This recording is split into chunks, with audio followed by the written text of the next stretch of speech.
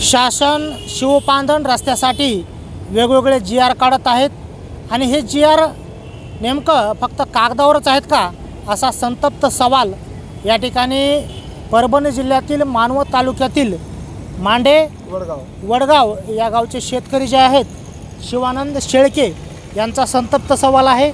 अगदी अनेक दिवसापासून त्यांच्या शेताला रस्ता नाही आहे आणि या ठिकाणी अनेक दिवसापासून ते त्रस्त आहेत। आतापर्यंत त्यांनी या ठिकाणी तहसील कार्यालय असेल, SDM कार्यालय असेल, जिल्हाधिकारी कार्यालय असेल आणि या ठिकाणी आज ते जिल्हाधिकारी कार्यालय त्याचबरोबर ते उच्च न्यायालयापर्यंत देखील गेलेले आहेत। त्यांच्यासारखा निकाल देखील लागलेला आहे, पण या ठिकाणी शिवानंद शेळके यांच्यासारखा निकाल लागलेला असताना देखील त्यांना या ठिकाणी त्यांची अंमलबजावणी झालेली नाही, त्यांना न्याय मिळालेला नाही। आता सध्या या ठिकाणी मांडे वडगाव या गावचे जे शेतकरी आहेत शिवानंद शेळके आपल्यासोबत आहेत। तुम्ही अनेक दिवसापासून या ठिकाणी उपोषण करतायत, आपली काय प्रमुख मागणी आहे? सर, माझी नकाशावर रस्ता आहे, नकाशावर रस्ता असून 5 वर्ष झालं मी तहसीलदार साहेब, SDM साहेब, उच्च न्यायालयाचे निकाल माझ्या बाजूने आहेत आणि महाराष्ट्र शासनाचे असे वेळोवेळी बावनकुळे साहेबांना आदेश केलेले इथं, पण इथलं मानवत प्रशासन झालं, पाथरीचं प्रशासन झालं, इथलं कलेक्टरकडे साहेब झाले, हे आजीपार दखल घेऊन झालेत। शासनाने जे GR काढले आहेत हे परभणीसाठी लागू आहेत का नाही हाच माझ्यासाठी प्रश्न उपस्थित झालेला आहे। कारण नकाशावर रस्ता 6 दिवसात खुला करा असे शासनाचे आदेश असताना 5 मिनिटाचा विषय आहे, पण 5 वर्ष झालं मी आज येण्यासाठी संघर्ष करीत आहे।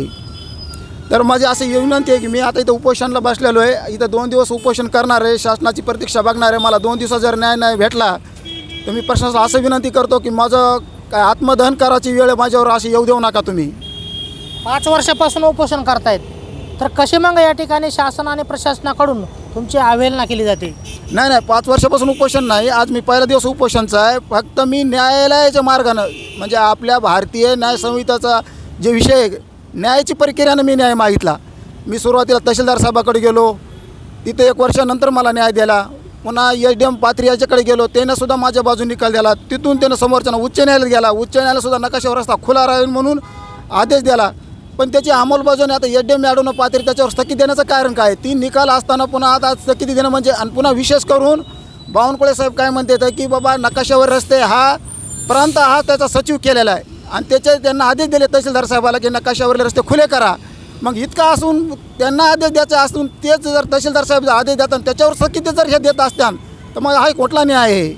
म्हणजे हायकोर्टानं आपल्याला आपल्यासारखा निकाल दिलेला आहे की तुम्हाला रस्ता करून देण्यात यावा, तर देखील SDM जे अधिकारी आहेत त्यांनी यावर स्थगिती आणलेली आहे। तर काय सांगायचे त्या अधिकाऱ्याबद्दल? कारण कसे अधिकारी या ठिकाणी तुमच्यावर अन्याय करतायत? आता तुम्ही जर मग कागदपत्र जर बघितले तर त्याच्या कागदपत्राला स्थगिती समोरचाच आदेश मागण्यासाठी स्थगित आदेश मागण्यासाठी 1 तारीख दाखवित आहे आणि त्याच्या अगोदरच 7 दिवसांना अगोदर स्थगिती आदेश अर्ज येत आहे। त्या कागदपत्राचा जर हिशोब तुम्ही जर बघितला हे अधिकारी असे का करीत आहेत हेच माझ्या डोक्यातून प्रश्न निर्माण झाला आहे। कागदपत्र बघणत, कुठला आदेश बघणत, मनमर्जीपणानं आपापला कारभार करायलेत, हा दुःखांत विषय। आता शेतकऱ्यांना करावं काय हाच प्रश्न माझ्या पुढे पडलेला आहे। काय तुमची पुढील भूमिका काय राहील? काय जर केलं तर आत्महत्या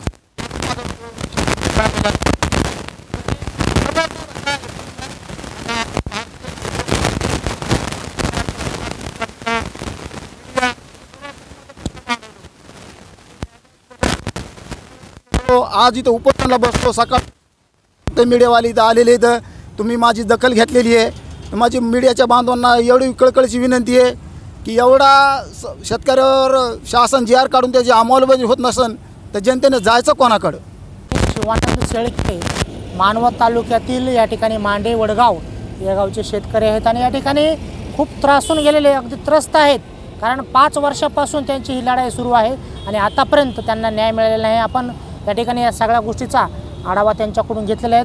येणाऱ्या काळामध्ये बघूयात शासन नेमकी काय भूमिका घेते आणि त्यांना कसा न्याय मिळून देईल याकडे नेमकी शासनाची काय भूमिका असेल हे देखील पाहणं रस्ता आहे तो गावच्या नकाशावर रस्ता आहे, रेकॉर्डला नमूद आहे, 7/12ला नमूद आहे आणि शासनाचे बावनकुळे साहेब रोज चॅनलला मुलाखत देऊन सांगतात की नकाशावर रस्ते हे शासकीय मालकीचे रस्ते आहेत। एवढं असताना शासकीय मालकीचे रस्ते असताना नकाशा असताना हे प्रशासन अधिकारी त्या रस्त्यावर स्थगिती देतात.